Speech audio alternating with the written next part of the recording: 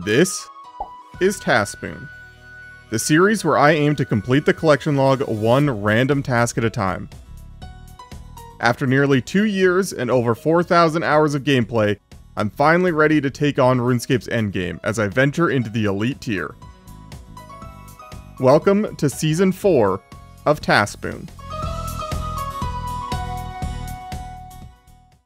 Hello everybody and welcome to episode 150 of the TaskSpoon series. In the last video, I did While Gothic Sleeps before rolling a raids task where I spent about 30 hours doing TOA, completed about 40 normal mode TOAs without a purple, and I also did about 30 hours of wave 1 farming to corrupt my quiver, which of course I am wearing while I'm doing my mining because why not? And in this episode, I am going back to TOA. I kind of just ran out of time. I needed to upload the last episode, but in this video, we will get a new raids unique. I promise, I hope. But first, I have a bunch of editing I need to do, so I'm just going to be hitting a star. Usually I go and do something a little more productive, like Amethyst or something like that, but I need to really AFK. This is going to be a big editing project, so I'm just going to be hitting stars and editing my video, and once I'm done that, we'll go to the raids. Alright, well, I have been editing for like 2 days now, just hitting stars whenever I can. I've been editing the Quiver episode, the 1000th log slot, and it has been an absolute beast to edit. My first cut was like an hour and 45 minutes long, and that seemed a bit excessive, so cut it down a little bit. But anyways, I'm almost done. I gotta go get a thumbnail, but 300,000 mining XP, not bad. As I mentioned before, in the last video, I went from 75 to 115 normal mode completions here at TOA, averaging around a 3.1% drop rate on the 240s that I've been doing, meaning that I have about a 1 in 34 chance at a purple, and we did 40 raids without seeing a single one, and even when we do see a purple, I've got a 50-50 chance of it being something new.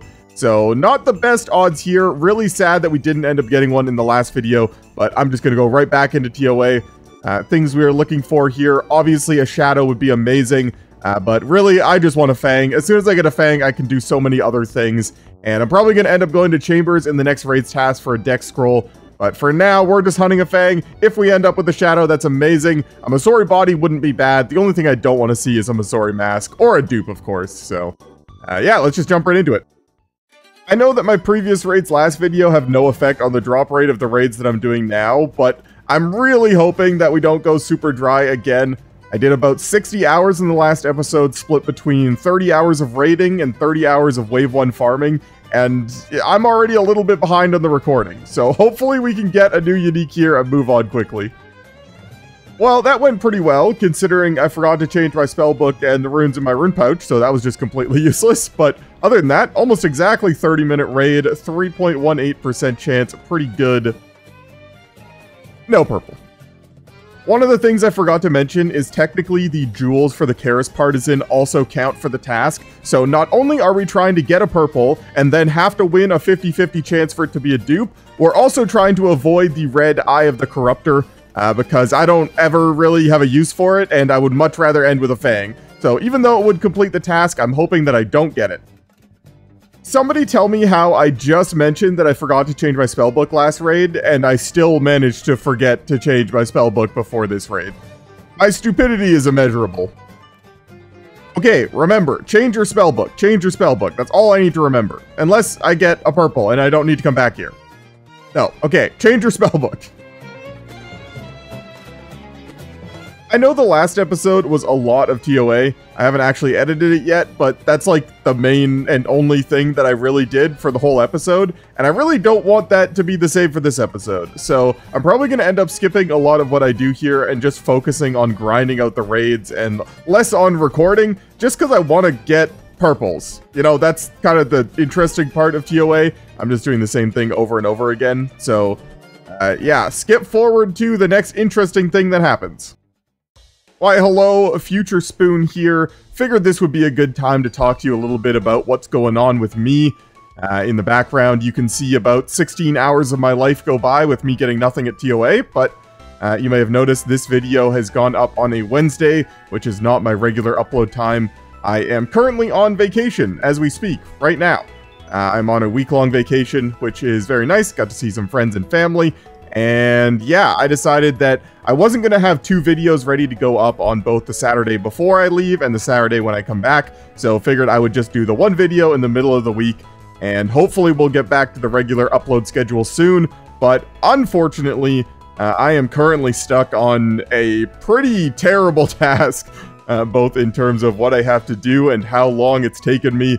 So hopefully I can finish in time to get the next video up on the regular schedule. But yeah, I just wanted to mention that because I know a lot of people have sort of been questioning what's been going on with my upload schedule. It's just been because there's been a lot of long tasks recently, and I fear that that may happen a lot going forward in the elite tier. So yeah, I apologize, but hopefully it doesn't happen too much. And other than that, we will go back to the video.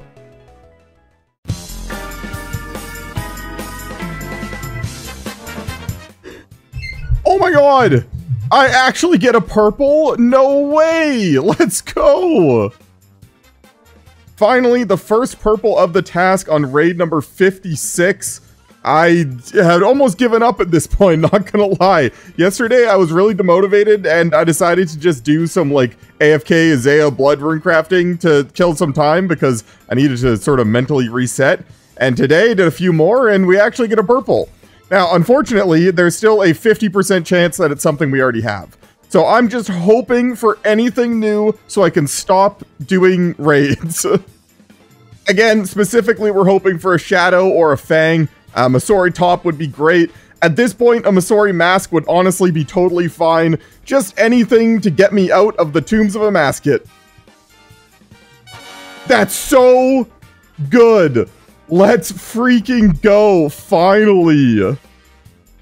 Oh my god, it looks so good.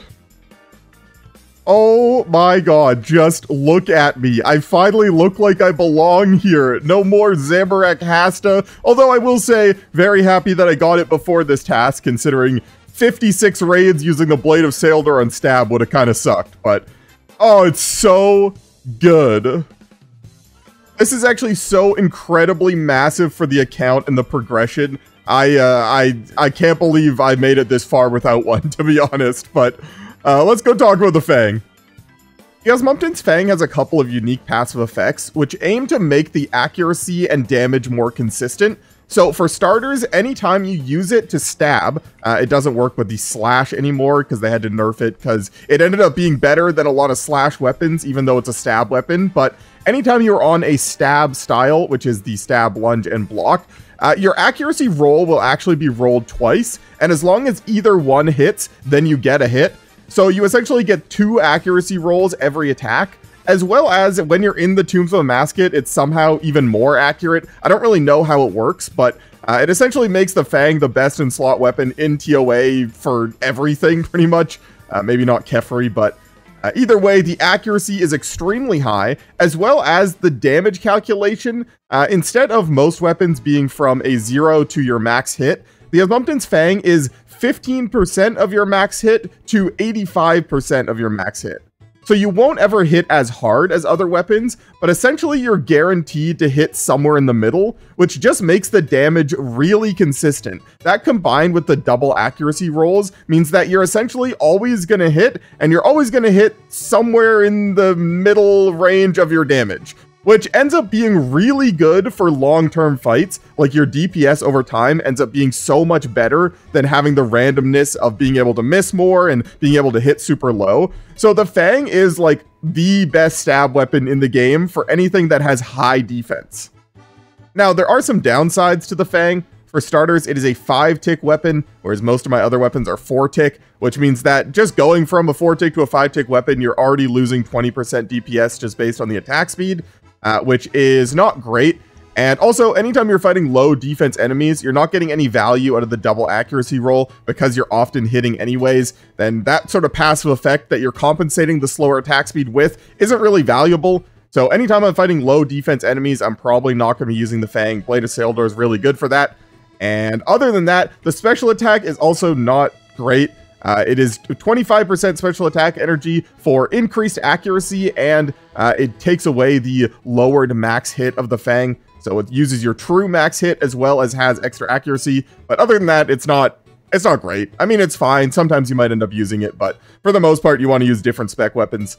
So other than those, though, it is amazing. I'm so happy to have this, and I'm even happier to be able to move on from this task. Now, an interesting side effect of me getting a Fang from this task, all of a sudden, my chances of getting a new unique at TOA have absolutely plummeted. I said before it was about a 50-50 chance or a 1 in 2 chance for me to get a new unique at TOA. All of a sudden, now that I have the Fang, it's about a 1 in 4.8. Considering the Shadow is the most rare thing, and these two are also tied for the second most rare thing, all of a sudden, TOA is going to be really hard to get new uniques at. So even though the Fang is great here, I probably won't be back for a while. I am going to prioritize Chambers of Xeric for my next raids task until I get a Dex Scroll, and then I'm going to be prioritizing TOB until I can get an Verdict Defender hilt. So for a while, I will not be back at TOA where the Fang really shines, but it is still very useful in a lot of other places, so very happy to have it.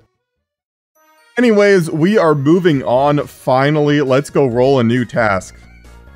If you exclude the Elite Clue Unique task that took me like 2 minutes because I already had all the caskets, it's been like almost a month since I've completed a task on the spreadsheet, so this feels really good to be able to do. Get that off my screen, and let's see what we're doing next. Honestly, just not another raids task. I don't want to deal with it right now. Get 1 unique from Elite Clues. Okay, well, speaking of Elite Clues, another one. Luckily for me, I've already got 18 Elite Caskets in the bank ready to go. I am almost positive this should be enough to get 1 new unique. I say regretfully, because now it's probably not going to happen, but let's just start opening.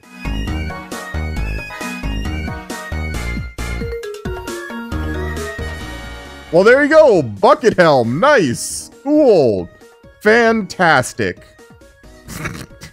what a stupid item.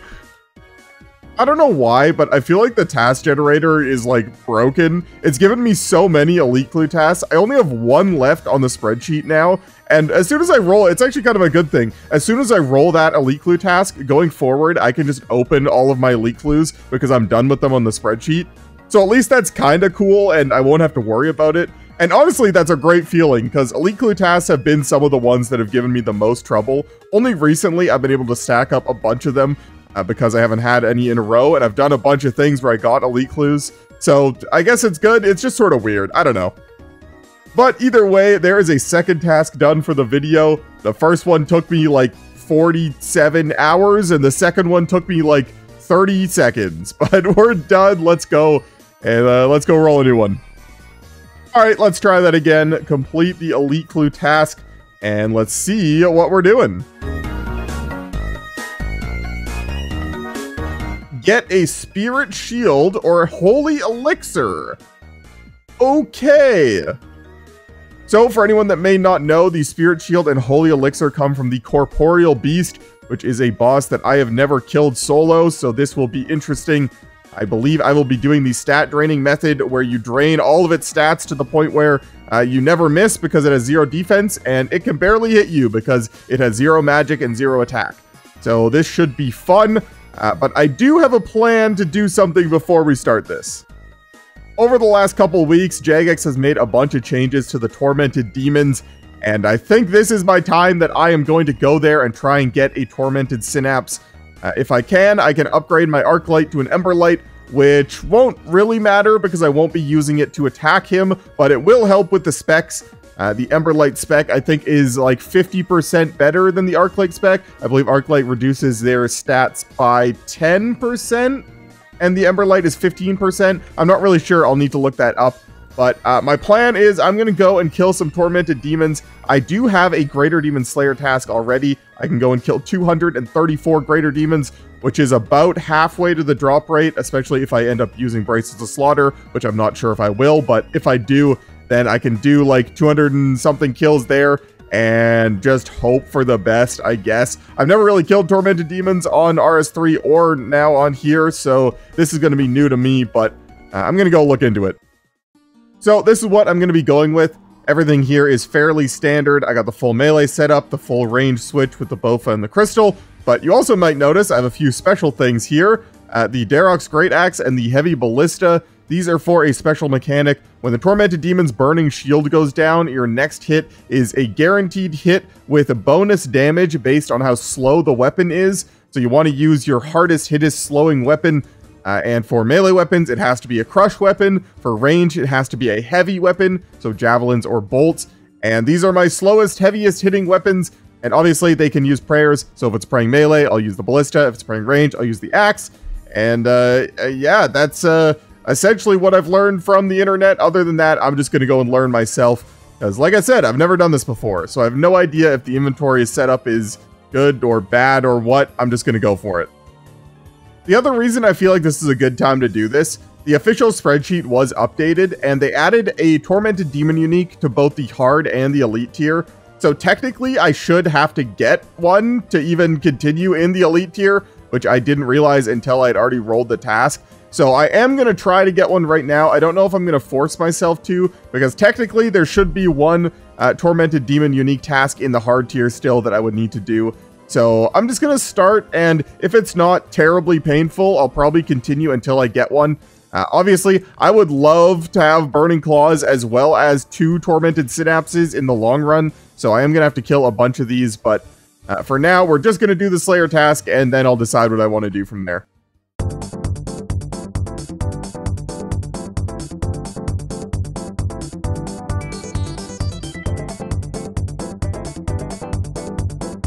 Oh hey, a combat achievement.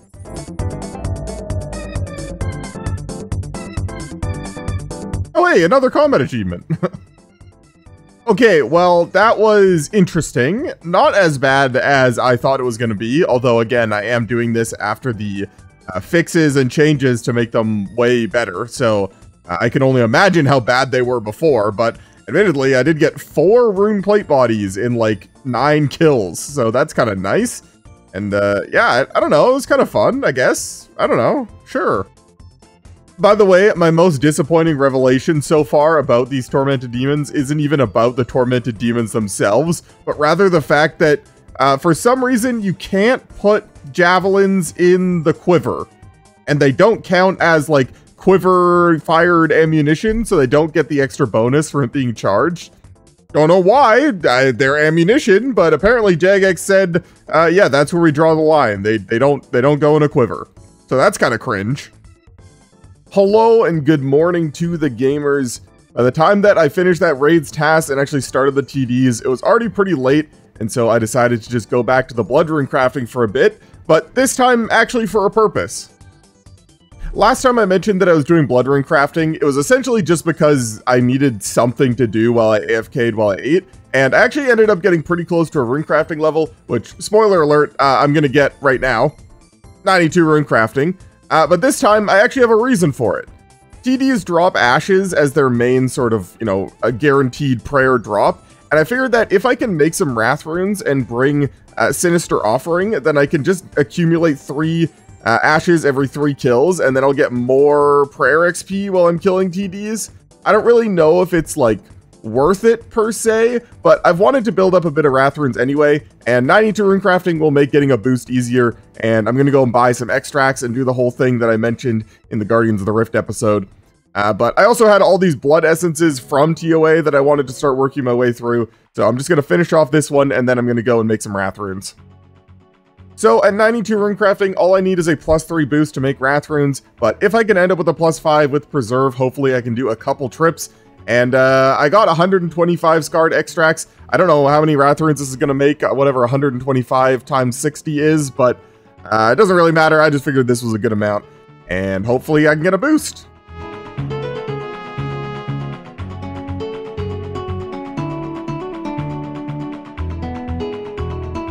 Well, I did have to get 2 because the first one was only a +3, but the second one ended up being a +5 anyway, so there we go, a bunch of wrath runes made. I think that's like 10,000 wrath runes. That should last me for a very long time, considering for now I'm not really going to be using them for surge spells. I'm only going to be using them for offering. That'll be a lot of ashes, so I think we'll be good. For anyone that doesn't know what the heck I'm talking about, There are 2 spells on the Chaos Spellbook, Demonic Offering and Sinister Offering, which are for ashes and bones respectively. Where you cast the spell, it uses up to 3 ashes or bones to give you 3 times the normal prayer XP you would get for burying or scattering them. And usually that's not super useful for the bones because you can get more XP out of using them on like the Chaos Altar in the Wilderness or in the new Varlamore Prayer or anything like that.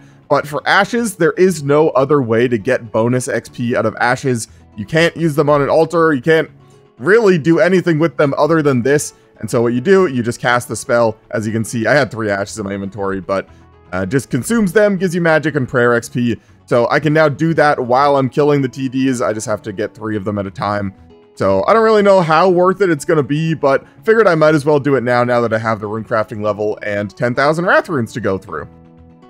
The annoying part is the spell takes Wrath and Soul runes, which means that I need to bring an extra inventory slot for that because I already have my runes for my thralls. Not to mention, now I'm bringing a Sarah Godsword, plus these 2 other weapons, plus my full switch, plus how to get there, plus, you know, there's a lot going on in the inventory right now. Another reason that I was sorta trying to do that rune crafting right now was today is Tuesday, and I think tomorrow they're going to be updating TDs again. I don't really know what they're going to be doing, but I was sort of trying to stall to see if maybe I could just wait a day, but I don't really want to just AFK for an entire day, and the rune crafting didn't take as long as expected, so I'm just going to go start killing them. Who knows, maybe the update tomorrow will make them a lot better to kill off task, and then maybe I'll just stay here, like I said, until I get the things, but oh well, we're going back.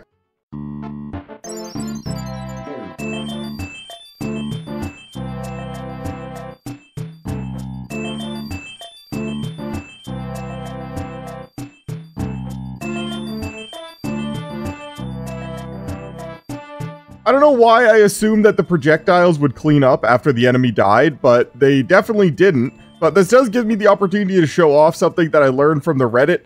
There is a spawn of an unlit bullseye lantern just sort of up here in this house. I don't know why, but I don't have a second sapphire lantern yet, although I will now. And I was kind of panicking trying to get it in time to get my stuff back. And yeah, somehow I remembered that upstairs in that house there's a bullseye lantern. So there you go, now you guys know too.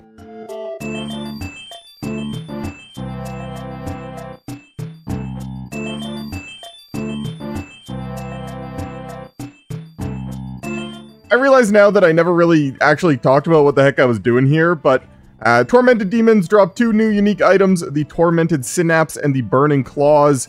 The Burning Claws, you need to get 2 drops to actually make the usable weapon, which is something that I do want in the long run. Especially right now, they would be my best DPS spec weapon, so I would actually use them. So getting 2 of those would be good. 1 is absolutely useless, but it's you know, you're gonna have to get 1 to get 2, so it would be good, I guess.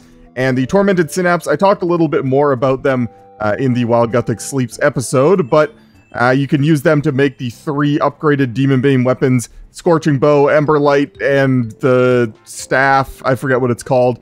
I really have no use for the staff, or the bow, really. The bow is only really useful for, like, Krill and Tormented Demons themselves, but if I do get a second one, that's probably what I'll make. The Emberlight is really the big one that I want, so yeah, I figured I'd mention that simply because, you know, I'm actually doing it now. The Tormented Synapse, people are saying it's about a 1 in 500. The Burning Claw says it's about a 1 in 540. So the actual chance that I get a unique on any given kill is about a 1 in 255-ish. I don't really know, but yeah, 136 kills so far, 98 to go. Hey, an elite clue. Alright, well, there's the end of the Slayer task. 234 greater demons killed. And by greater, I mean tormented. And, yeah, really nothing to show for it. I got the 1 elite, which I turned into a master clue, and that's about it. I was really hoping to get 1 of the 2 uniques on that task, so I didn't have to decide what to do next, but now I need to come up with a plan. I really do want to get one of these TD uniques before moving on, mostly just so that I can re-complete the hard tier, but at the same time, I'm really concerned that going to TDs off task is going to be very slow. It was already pretty slow. I think I was getting like 35 to 40 kills an hour, maybe.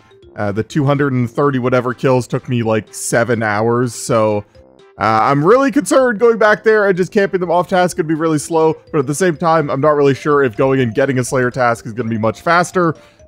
I don't know what I want to do. So I've come up with a plan. It's already pretty late tonight. Like I said, I've been doing TDs for like 7 hours today, and that doesn't even include the like 3 or 4 hours of rune crafting I did this morning to get that level. So I'm just going to chill for the rest of the night. I might try and go and get a Greater Demons task just by tutorial skipping, or maybe just go and do some more blood rune crafting. And then tomorrow, once I see what the changes are for TDs, I'll actually make a decision. They did confirm they will be changing stuff, and I'll just see what it is and decide then. For now, I don't really need to make a decision. I can just chill, go and get another task, go and do some rune crafting, and I'll see you tomorrow. Okay, hello, good morning to the gamers. The new update is very lackluster. The only thing that really changed was they added a 1 in 12 drop for a consumable teleport back to the Tormented Demons, which I guess is nice. You know, the run is kind of annoying, but they actually didn't change anything about the fight like they said they were going to. Apparently they did some surveys and got some negative feedback on changing them, and so they kept them exactly the same. So now I need to decide what to do. I was really hoping they would change something and that would help my decision, but yeah, I did not manage to get a Greater Demons task last night, so I don't know what I'm gonna do. Okay, so here's the plan. Apparently the new teleport is actually on the collection log, the Gothixian Temple teleport. So I'm gonna go and at least kill some off task until I get one of those, you know, just a free log slot. And I'll probably continue until I get one of the things. They did announce that since they lowered the Burning Claw drop rate, both the Synapse and the Burning Claw are a 1 in 500, meaning that getting either of them should be a 1 in 250, which I know it doesn't have anything to do with the amount of kills I've already done, but considering I am so close to the drop rate, I'm hoping that I can get at least one of them.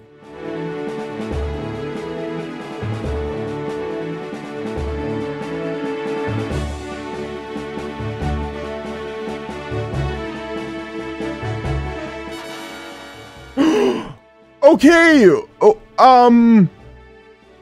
well, that's not a teleport, but we'll take it. Let's go. What the heck?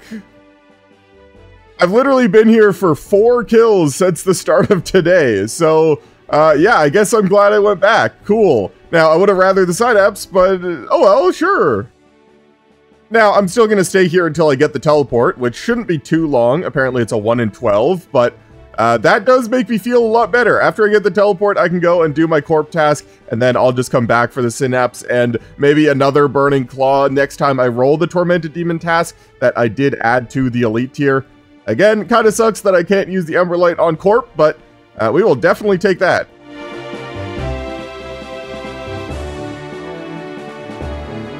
Hey, there we go. Alright, well, I guess I'm just going to finish this task, and then we will move on to Corp. Can't believe how well that ended up working, but yeah, let's go. And then I immediately get more. Great. So that's going to do it for the TDs for now. Very happy I was able to get one of the uniques to finish off the hard tier again. And when we roll the TD task that's in the Elite tier, I'm going to have to get the Synapse, because that is the only unique left. But I'm also going to camp there until I get a second Burning Claw, I think, so I can actually finish the claws. Because for now, this is just going to sit in the bank and be absolutely useless. Moving on to the Corporeal Beast. There is a lot to explain here, including my inventory setup and how Corp works and how the game in general works. So I'm going to try my best to explain it. Hopefully you follow along. The Corporeal Beast was the highest level monster in Old School RuneScape when it was introduced, and held that title for nearly 3 years, only being surpassed when they introduced Great Olm in the Chambers of Xeric. And as you might imagine, by something that is such a high level, it has very high stats, and I would like to change that. The core strategy of the method that I'm going to be using is using a variety of different spec weapons to drain Corp stats to 0, thus effectively making him completely useless in a fight.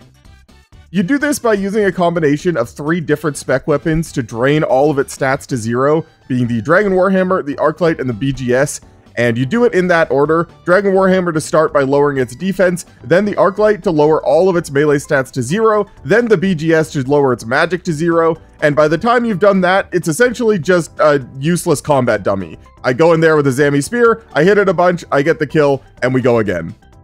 Now, the items I'm after here are the Spirit Shield, which is a 1 in 64 drop, and the Holy Elixir, which is a 1 in 170. And obviously, any of the sigils would be cool as well, but I'm not expecting those anytime soon, so we're going to focus on these two. The Spirit Shield is just a pretty decent tank shield, and you can combine that with the Holy Elixir to make it a Blessed Spirit Shield, which is just even better stats with more prayer and more defense. So, honestly, not super useful, although the Spirit Shield will be probably my best shield for a while. Not super relevant, because I don't really use shields very much, but that's what we're after, and it could be a while. When I was describing the method that I'm going to be doing, I made it sound like it was pretty easy, which I guess by definition it is easy. It's not difficult to execute, but it is very slow. I think the guides say you can expect a kill every 10 to 15 minutes, which means that this is going to be 6 kills an hour at best. So to even get close to the 1 in 64 drop rate of the Spirit Shield is going to take a long time. So I'm not really sure what I'm expecting here. I've never done this before, so I think we're just going to start and we'll figure it out as we go. One other thing I quickly wanted to mention was all this other junk in my inventory.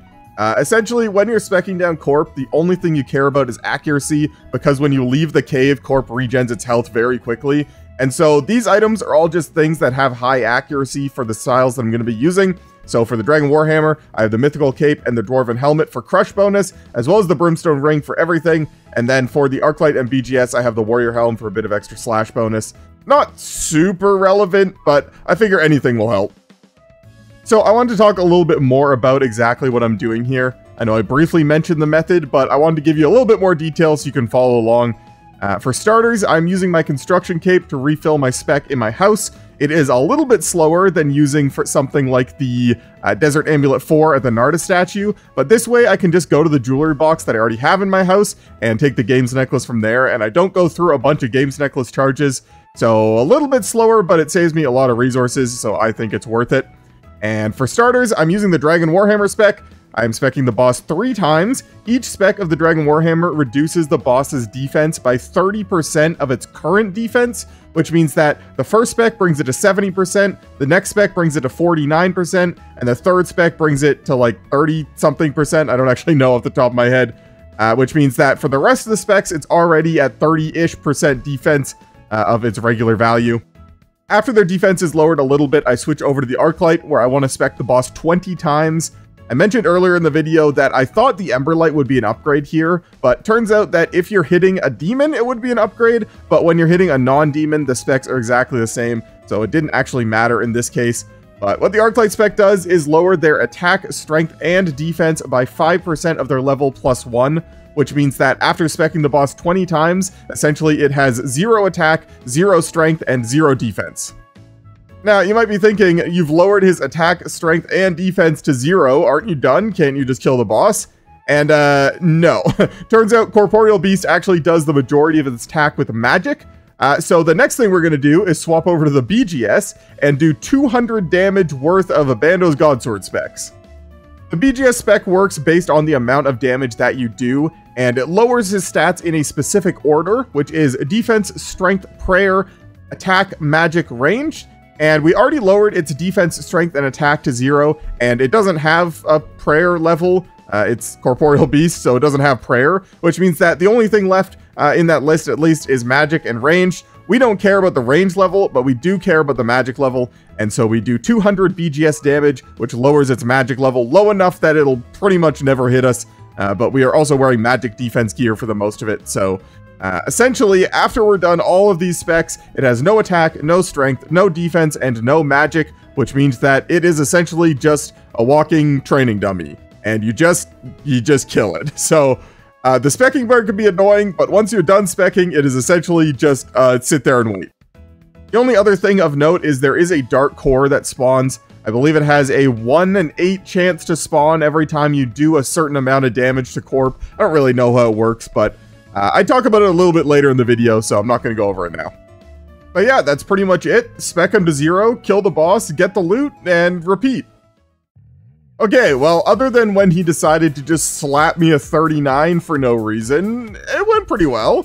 Again, slow, but I understand what I'm doing, and I just need to figure out what to do with the core. I know you can kill it, I just need to figure out how, because that was kind of annoying.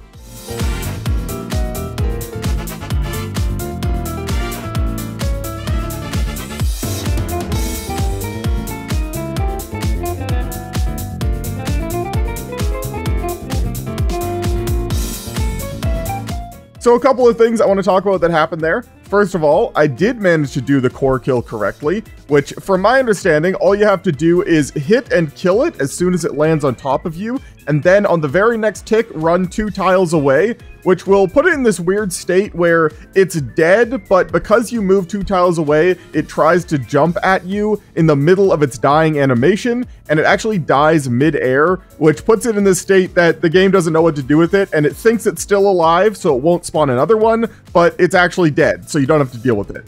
And I managed to do it first try, so I don't think it's that hard, although maybe I'll eat my words later on that one.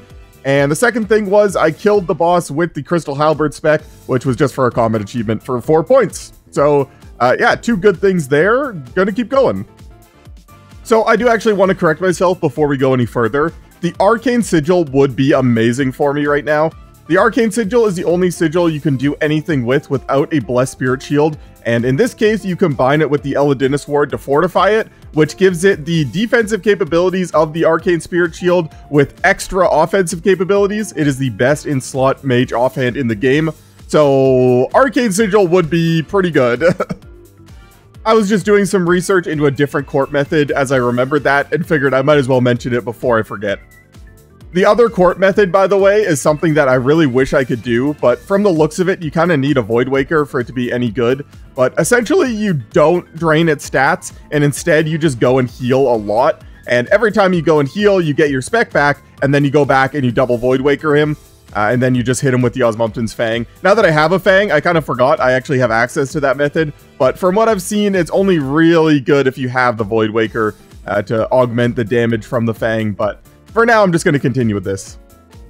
Oh yeah, and if you want some real nerd stuff, I meant to do this last kill, but I rotated the spawning room in my house so the beehive is not in the corner that's near my pool.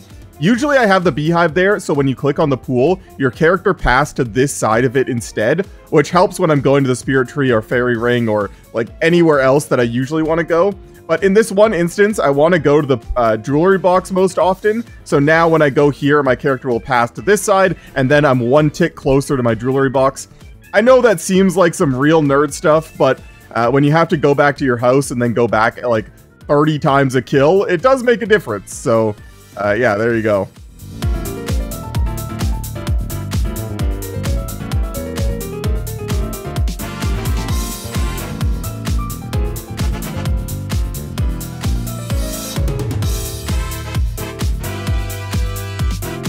With the way that I've been killing the core, you do have to let it hit you when it lands on you, but there's a combat achievement that you have to not get hit by the core a single time during the kill, and I'm hoping that by doing this one time, I never have to do that again, because that was very annoying. Nice. Wow, 2 uncut sapphires. Thanks game. That's really worth my time. And the rest of the Corp combat achievements that I don't have yet are just for 25 and 50 KC, so yeah, that's nice.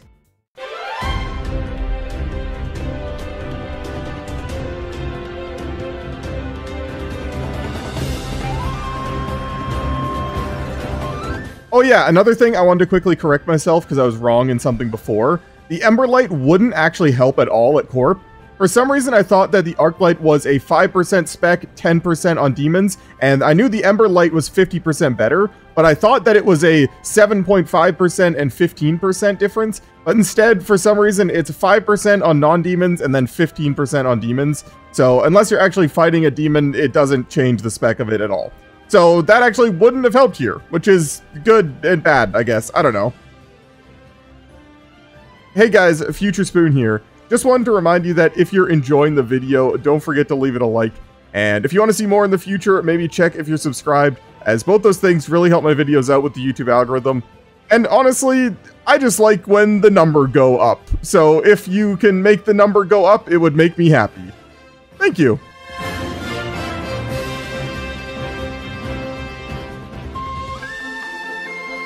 Hey, nice. There are a few actually really nice drops from Corp, specifically 2,000 Cannonballs and the 175 Onyx Bolts E drop that is fairly common at a 1 in 25.6. That High Elks for like 1.5 mil. So that's kind of the best one. 2,000 Cannonballs is probably the second best, then probably like 20 Runite Ore. Other than that, there are a lot of things that are really awful and not worth your time at all. But for those, it's worth it. Okay, hello, good morning to the gamers. Yesterday, it felt like I did Corp like all evening, and according to my bossing info plugin, I did about 5 hours of Corp, and I have 20 KC to show for it. Meaning that I'm getting like 4 kills an hour, which makes sense. It's about 10 minutes of specking, 3 minutes to kill the boss, and then another couple minutes to restock and, you know, let the boss respawn and everything. So yeah, 4 kills an hour is not great. But honestly, it's pretty chill. I'm not really doing much most of the time, so I'm just watching YouTube videos and movies and stuff. And today that's going to continue, so let's go do it.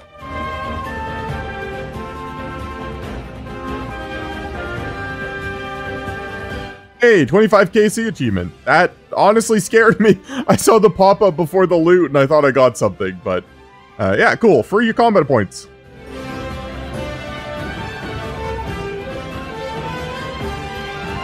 Hey, there we go. Not gonna lie, I saw the beam and I got a little bit excited, but to be fair, that is sort of like one of the drops to get excited about at Corp. I think that's like, other than the uniques, obviously, that's the best drop, so we'll take it. Alright, and this is gonna be 32 Corp KC, halfway to the Spirit Shield drop rate.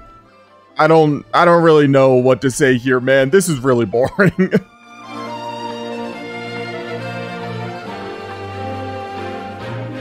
Hey, let's go. I don't know if I'll ever not get baited by the loot beam on the Onyx Bolts at Corp, but it is still like one of the best drops, so I'll take it. Well, it might not be a Spirit Shield, but it is 5 free combat points for 50 KC. Took about 12.5 hours. I was gonna laugh if I actually got the shield on that drop, but instead I got 24 watermelon seeds. Thanks, Corp.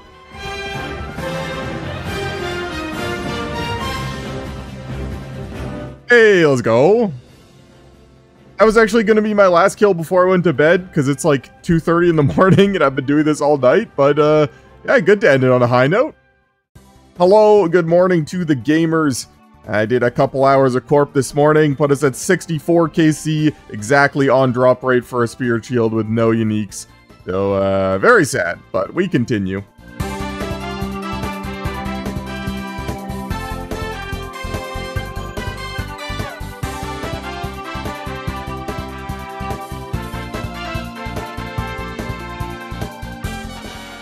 Hey, what the heck? Let's go! Okay, well that's something. Now, obviously, the Holy Elixir is about 3 times as rare as the Spirit Shield. So, like, in that sense, it's really good. Going into the next Corp task, that means I have the more common unique left. But the Elixir is completely useless without a Spirit Shield. So, the shield would have been more useful. Now, admittedly, I hardly ever use a shield, like, anywhere. So, not that I really wanted it in the first place. But, yeah, that's pretty cool. Holy Elixir, let's go. And honestly, it couldn't come a moment sooner because I am tired of the boss. It's not engaging, right? I mean, it's fine. I've just been watching YouTube videos. The Olympics just started, so I've been watching some of that. Like, I've been watching stuff, which is great, but when I'm playing RuneScape, I like to actually play RuneScape, not just run back and forth, specking a boss down to 0 stats, and then sitting there for 3 minutes prayer flicking. It's just not very fun, but oh well, we're done. So I ended up doing 68 Corp kills, unfortunately 1 away from the nice number, but yeah, it took about 17 hours, maybe just over, of fairly casual Corp killing. I will put the loot on screen here. Almost 10 mil worth of loot, most of it in Onyx Bolts, which means that I can just alch them for raw GP, and a few other useful supplies in there. Got some cannonballs, got 80 Antidote ++s, which is really nice for Iron Men, some runes, some runite ore, you know, there's some useful stuff in there. All things considered, it wasn't too bad, but yeah, honestly, if you think about it in terms of like GP per hour, if you were a main, 9.5 mil GP in 17 hours is not very good, but oh well. So let's go roll a new task and see what we're doing next. I'm actually so relieved that we got the Holy Elixir first. Even doing the task, I was already dreading rolling the next one, knowing that I might have to go for the Elixir or Sigil or something, but that definitely makes me feel good about the next Corp task on the Elite tier, of which there is 1 more, so that's good. And let's generate a new one, see what we're doing. Get a broken dragon pickaxe. Okay, well, that's not exactly what I was looking for, but I guess that's fine. The broken dragon pickaxe is one of those tasks that I've really not been looking forward to for a while now. It's just a lot of volcanic mine, which isn't that fun, but on the bright side, it'll be good for some mining XP. I got 95 mining already, so my XP per hour there should be really good, and then I should get maybe a mining level or two, and then I'll end up with an extra dragon pickaxe that I can leave in TOA so I don't have to forget every time. So, you know, there's some good and some bad, but all of that we're gonna have to save for the next episode, because for now, I'm gonna have to end this one here. Thank you guys for watching. If you enjoyed, don't forget to subscribe. I'm trying to hit 10,000 subscribers by the end of the year, and if you could help me out, that would really mean a lot to me. Who knows, by the time this video goes up, I might already be there, but whether I am or not, if you can subscribe, that would really mean a lot, so thank you. Apparently, they did some changes to Volcanic Mine recently that was supposed to make it better for solo players to play the game properly, instead of just doing the point farming method, and I would actually like to play the game because I'd like the mining XP, and I think you get more points per hour there that way now. So I'm excited to learn that, but I'll go over that in the next episode. For now, that's going to have to do it from me. I will see you guys in the next video. And I want to give a big thank you to all of my channel members, but a special thank you to my Tier 3 Big Spoon channel members, Alchemist BTW, Jack Staumer, Zach Martin, Luxitaire, Tony Adkins, Dolph, Fading Shadow, and Mandeep Bassi. And if you want to see your name here in the credits for the rest of the season, consider becoming a channel member. The lowest tier is only $2 a month, and it really helps me out. Thank you.